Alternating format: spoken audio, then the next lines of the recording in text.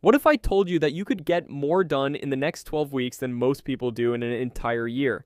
Not by working harder, not by waking up at 5 a.m., just by changing one number in your head. Every January, it's the same story. New goals, new gym membership, new planner, new this year is different energy. And by March, motivation's gone. The goals are still sitting there, untouched, quietly judging you from a sticky note. Here's the weird part. Have you noticed that in the last 3 months of the year, suddenly everyone turns into a productivity machine? Deadlines get real, panic kicks in, and somehow, that's when the actual work happens. So here's the question worth sitting with. What if you lived like it's always the last 3 months? What if instead of a 52-week year, you only got 12 weeks to get it done? That's not just a mindset trick, it's an actual system. It's called the 12-week year, and once you understand why it works, you can't unsee it. The idea is simple. Your brain doesn't take a 12-month deadline seriously. There's always time left. But shrink that same year down to 12 weeks, and suddenly, every week matters, every day is measurable, and procrastination has nowhere to hide. This system runs on 3 core principles. 1, accountability. Not blaming the traffic, the algorithm, or not enough time. It's asking, did I execute the plan? Blame keeps the problem the same. Ownership is what actually gives you control back. 2, commitment. There's a huge difference between being interested in a goal and being committed to it. Interest works only when conditions are convenient. Commitment means you show up even when they're not.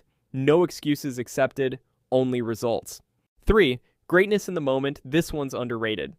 Greatness isn't the finish line photo. It's the unglamorous, unfilmed decision to do the hard thing on a random Tuesday when nobody's watching and you really don't feel like it.